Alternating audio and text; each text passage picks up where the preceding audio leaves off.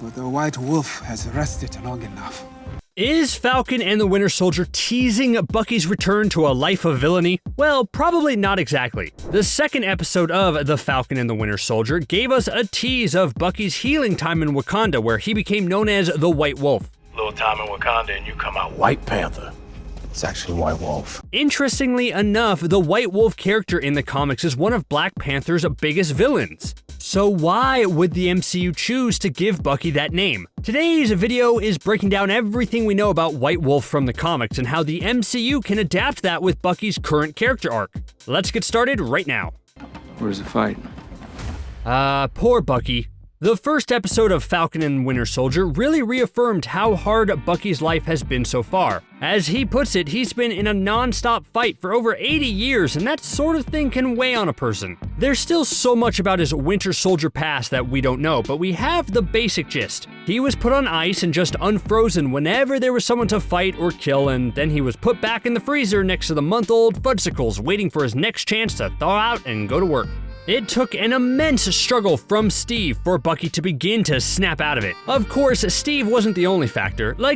Steve's inspirational with his "I'm with you till the end of the line" speeches, but sometimes you just need cold, hard science to break brainwashing. And no offense to Steve, but he's not exactly a scientist. Plus, he needed a place where Bucky could be safe. Because he was the world's biggest assassin for like 80 years, there weren't a lot of places that would be willing to take Bucky in to help him. And that's what led Bucky to Wakanda, where their advanced technological marvels and minds were the best chance to break the immense control Bucky was under, as well as having a leader that understood that Bucky needed help rather than to be punished. Because Bucky knows he needs to change. He even volunteers to be frozen again until Wakanda can figure out a solution. So let's be real here. How long do you think it took Shuri to find an answer? 1, maybe 2 days? Alright, fine. Maybe it was harder than that, so I'll say 3 days tops. I'm sure you did your best. I do wish we could have seen a bit more of that process though. As it unfolds in the films, we first see Bucky being taken to Wakanda. Then the next time we see Bucky, he's mostly better. I want an in-between clip that shows Shuri trying out a bunch of new techniques on Bucky's brain. Is that too much to ask for? But as we know, Shuri was able to help Bucky. In the post-credit scene for Black Panther, we see Bucky recuperating in a Wakandan hut. Shuri calls him Sergeant Barnes, but he insists to call him Bucky, which is a way to show that he's mostly back to his old self. He's even dressed in solid red and blue, which is a subtle tease to his taking over the Captain America mantle in the comics. But then there's a bit of a swerve. In Infinity War, Thanos is coming, knocking on Earth's door, looking for a fight, and they need Bucky. T'Challa says that Bucky may be tired of war, but he's rested long enough. They give him an awesome new vibranium arm that's probably decked out with some cool special features like a snack department and the ability to turn into a Swiss Army knife. Okay, how much for the arm? Not for sale. Fine, I'm speculating, but Shuri likes to have fun, so you know that arm has upgrades. It's important in this scene to notice the color on Bucky.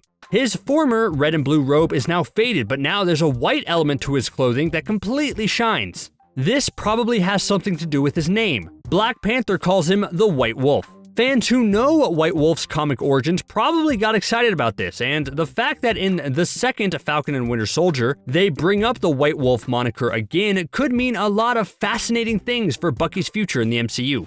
So was Bucky ever the White Wolf in the comics? No, he wasn't. Which makes the MCU giving Bucky the moniker all the more interesting, especially since White Wolf is a villain in the comics.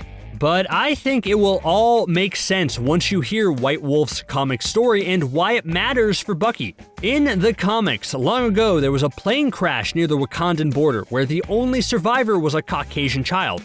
Wakanda's whole thing for a while was all about isolation and secrecy. I mean, if you had all that technology, would you want to share it with the world? No.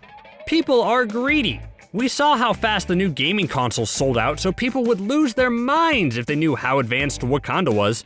The lines for tourism would be crazy. Anyways, even though they liked their privacy, King T'Chaka, T'Challa's father, took pity on the orphan child and took him in. His name was Hunter, and T'Chaka raised him as a son for a bit. Everything was going great until T'Challa was born. This caused immediate jealousy from Hunter since it meant he was no longer in line for the throne. This had an interesting effect on Hunter. Although he was furious, he decided to train his body and mind in order to prove he could be the perfect Wakandan citizen, eventually becoming a fierce warrior and the head of Wakanda's secret police force, adapting the name White Wolf. But when T'Challa became king, the animosity only continued to grow when Black Panther disbanded the secret police for being too violent, which led to Hunter and his group to be exiled from Wakanda, where they would become mercenaries for hire. Over the years, the two Sorta brothers would cross paths and fight.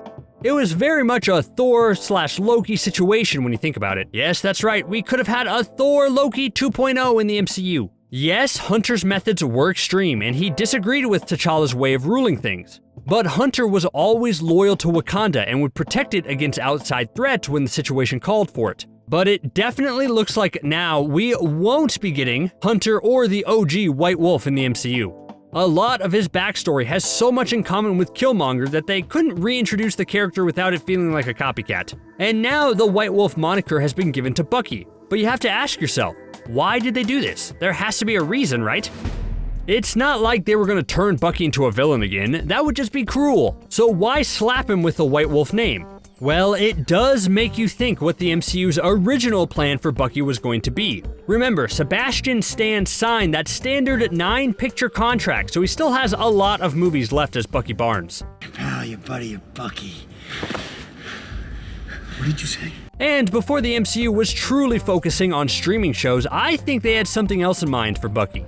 It seems like they were setting up a solid supporting role in Black Panther 2. Think about it, as I mentioned, White Wolf heads his own secret police while remaining super loyal to Wakanda but tends to be too violent. It's easy to see how they could easily translate that to Bucky.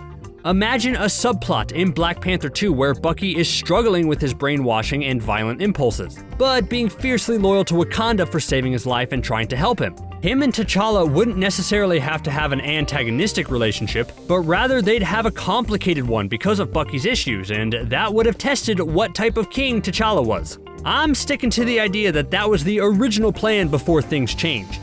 Maybe the MCU realized a Falcon and Winter Soldier TV show would be better for the character overall and they shifted gears. Of course, with the tragic passing of Chadwick Boseman and the statement that they are not recasting T'Challa for the sequel, does open up some exciting possibilities where we could still see Bucky as White Wolf. Right now, Bucky is looking for a life. He's trying to make amends for his past decisions and escape the Winter Soldier shadow. Since he's not becoming Captain America, the door is open for him to take on a new mantle, and that's where White Wolf can come in. Maybe after the events of the Falcon and the Winter Soldier TV show, not only will Sam upgrade to Captain America, but Bucky will realize that he wants to help Wakanda rather than the United States, and build a new identity for himself there. That means that he could still show up in Black Panther 2 and be a vital role in keeping the peace after T'Challa's death. Bucky is quickly becoming one of the most complex characters thanks to Falcon and Winter Soldier. So the MCU shouldn't be done with his story after the show is over. That's why we need the White Wolf. Man, they keep changing Bucky's name around in the MCU. Here's hoping we'll follow some of his time as the Man on the Wall alias, because that's just fun to say, isn't it? Look out, here comes the Man on the Wall. Man, comics can be strange.